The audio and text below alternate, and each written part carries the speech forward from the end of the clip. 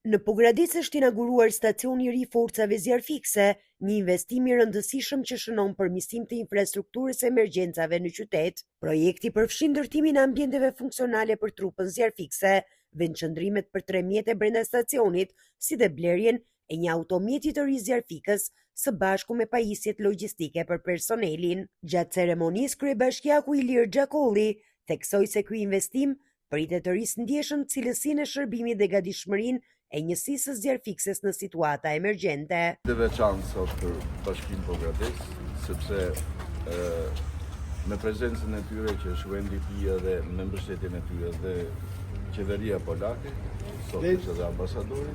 Unë do t'i falenderoj nga zemra për të investim të rëndësishëm që bëhet në Pogradec në një moment kaq të delikat që është edhe gjithë Bashkia e Pogradecit, sepse është shumë e domosdoshme. Në ambientin që zjarfiksi tanë ishte më përpara, ishte një ambient jo shumë komod, kështu që ishte shumë i rëndësishëm ky investim, mbështetja që na dha UNDP dhe qeveria polake, duke filluar me zjarfiksen që kemi këtu mbas nesh, edhe me këtë ndërtesë të re, pra nuk është rikonstruksion, po është një godinë e re që do t'i shërbej shumë Bashkisë Pogradecit. Edhe kreu i shërbimit kombëtar të zjarfikseve Arben Cara u shpreh se ndërtimi i këtij stacioni përfaqëson një hap të rëndësishëm drejt modernizimit të shërbimeve të emergjencës, duke vënë në dispozicion objekte dhe pajisje bashkëkohore. Është një kënaqësi e veçantë për mua që ndodhem sot këtu për të inauguruar këtë stacion të ri zjarfiks, një investim i cili përfaqëson jo vetëm përmirësimin e infrastrukturës shërbimit ton, por edhe forcimin e kapaciteteve tona kombëtare së komunitetit të Pogradecit dhe forcimin e kapaciteteve të shërbimit zjarfiks. Sfidat e kësaj vere kanë qenë shumë të mëdha për zjarfiksit. Janë përballur me shumë zjarre masive në territorin e Bashkisë Pogradec dhe jo vetëm. Kanë dëshmuar se edukimi, rritja dhe kapacitetet logjistike e infrastrukture janë një dëshmi e qartë e një suksesi të garantuar.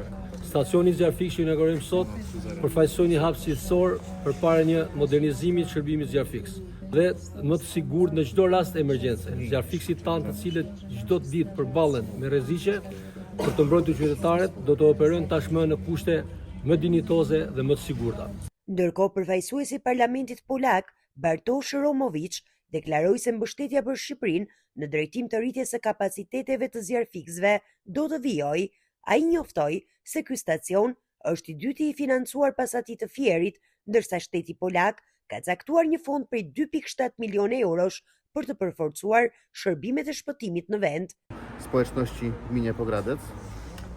Është nder për mua që jam sot me ju këtu për të inauguruar këtë stacion modern të shërbimit të zjarfikses në Shqipëri, e cila do t'i shërbej më shumë stabilitetit, mirëqenies dhe zhvillimit të qytetarëve të Bashkisë së Pogradecit. 2,7 miliona euro na wsparcie albańskich służb ratowniczych i straży pożarnej. Pas, po themi, fatkeqësisë së tërmetit që ndodhi në Shqipëri në nëntor të vitit 2019, Qeveria e Republikës Polonisë që përgjigj pozitivisht apelit të qeverisë shqiptare në konferencën e donatorëve të mbajtur për këtë qëllim dhe vendosi të caktojë një fond mbështetje në masën 2.7 milionë euro për të mbështetur shërbimet e shpëtimit dhe në veçantë shërbimin zjarfikës në Republikën e Shqipërisë. W tym roku otwieraliśmy remizę strażacką w miejscowości Fier. Vitin e kaluar, një stacion të ngjashëm të shërbimit zjarfikës e kemi hapur në Fier, në qytetin e Fierit. Jemi këtu për të bërë edhe këtë, po themi, kurorëzim të këtij investimi dhe të këtij projekti. Stacioni i ri përfshin salla funksionale, kuzhinë, dhoma ndërrimi, palestër, zyra dhe ambiente fjetjeje. Automjeti i ri zjarfikës dhe pajisjet përcjellëse janë financuar nga qeveria polake, duke siguruar një mjet modern dhe të plotë për reagimin e shpejt ndaj emergjencave.